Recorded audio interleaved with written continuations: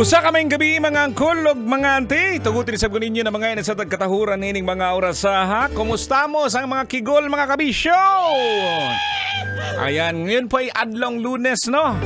15 ngayon! Ayan, kagandahan pag 15 po, halos lahat po ay nakangislit. Oo, naka-smile po yan dahil nga sweldo day ngayon mga angkol at mga ante. Tama-tama ang ating mga pamangkin ngayon, abay, may matatanggap na pera. Ayan, kumusta-amos naman, oh? Yawards, oh! Ayan, at siyempre naman, nakatanggap na ba lahat ng kanilang mga sweldo? Ayan, kailangan pa bang i-memorize yan? Basic po yan, ha? Siyempre, 15 ngayon, eh. Ayan, lahat na ba nakapagbayad ng kanilang mga bills? Kailangan pa bang i-memorize yan? Abay, basic po yan, no? Ubus na nga ang sweldo, eh. Real talk talaga mga kabisyo, no? Anyways, di bale, may sweldo, wala, no? Good evening po, magandang gabi at welcome na naman po sa ating programang Totoy na Love. Ako po ang inyong angkol. Angkol Totoy ba to? Samahan niyo po ako hanggang alas 12 po ng madaling araw. Ayan, kumusta naman po ang ating araw ngayon? Grabe, sobrang init po mga kabisyo, no? Meron lang po kaming pinuntahan ni Kiko Tanggero, eh. Tapos siyempre kailangan nating bumaba ng sasakyan. Meron tayong napuntahan. Hindi ko lang sasabihin kung saan. Baka kasi nakikinig ka ngayon, eh. Pero grabe ang init po mga kabisyo, no?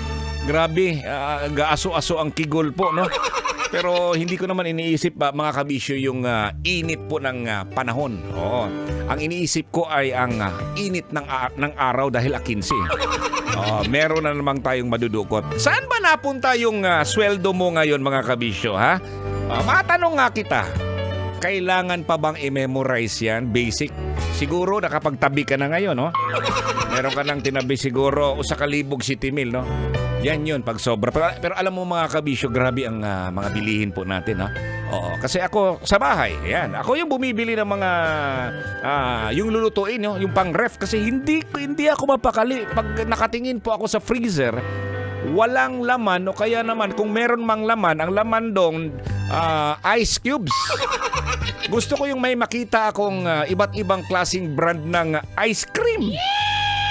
Yawards, iba't ibang klaseng brand ng ice cream. Pero yung laman, alams na.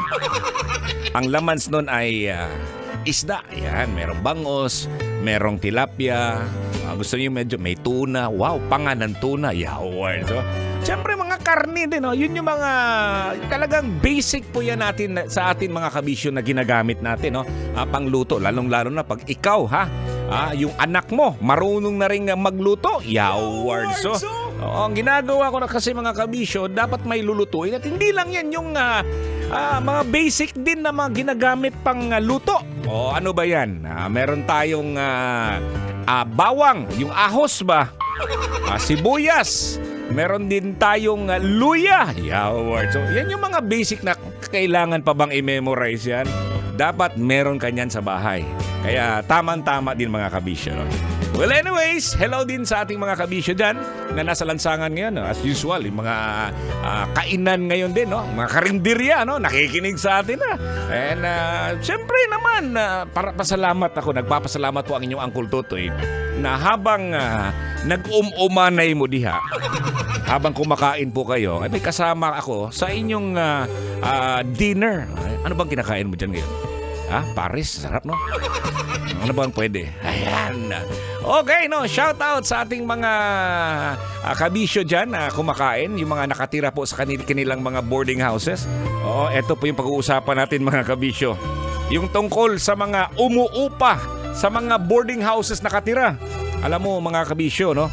Hindi, nung nandito na ako sa Metro Manila, doon ko pa lang naramdaman yung nakatira tayo sa mga boarding houses.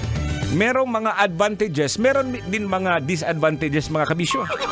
At yan pong pag-uusapan natin, ha?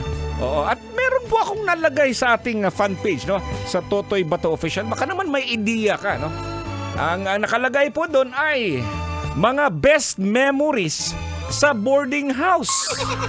Ang dami kong mga best memories ko po mga kabisyo sa mga boarding houses. At alam na alam si mo yun. Di ba? Tama-tama yan mga kabisyo. Post na din sa ating fan page, no? Sa Totoy Bato Official, mga best memories sa boarding house. Nung araw o kaya naman po ngayon, kung ikaw nakatira ngayon, ano ba yung mga hindi mo makakalimutang mga experiences, mga memories yan. Pag-uusapan po natin yan ngayong gabi. Hanggang alas 12 po ng madaling araw po tayo magkasama mga kabisyo.